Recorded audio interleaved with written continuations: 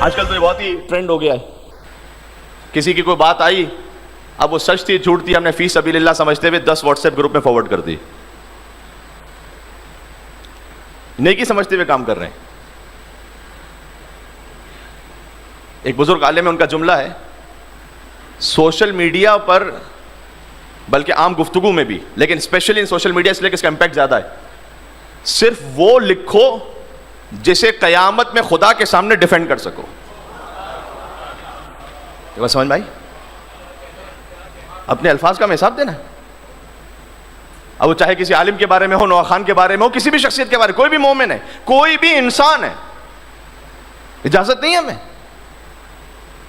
اچھا یہاں تو یہ بات ہے کہ ابھی پتہ بھی نہیں کہ خطا ہوئی ہے کہ نہیں ہوئی، لیکن فرض کیجئے کہ کسی سے کوئی خطا ہو بھی گئی، تب بھی کہ اللہ سبحانہ و تعالیٰ نے مجھے اختیار دیا کہ میں 25 لوگوں کو آگے بتاؤں گا۔ تخلقوا باخلاق اللہ، حدیث قدسی میں آیا ہے کہ اللہ کے اخلاق اپنانے کی کوشش کرو، یعنی کیا؟ وہ ستار العیوب ہے نا، تم بھی عیب چھپانے والے بن جاؤ۔ وہ رزاق متین ہے، تم آگے بانٹنے والے بن جاؤ۔ یہ اللہ کے اخلاق ہیں اپنانا، وہ رحیم ہے، رحم کرنے والے بن جاؤ۔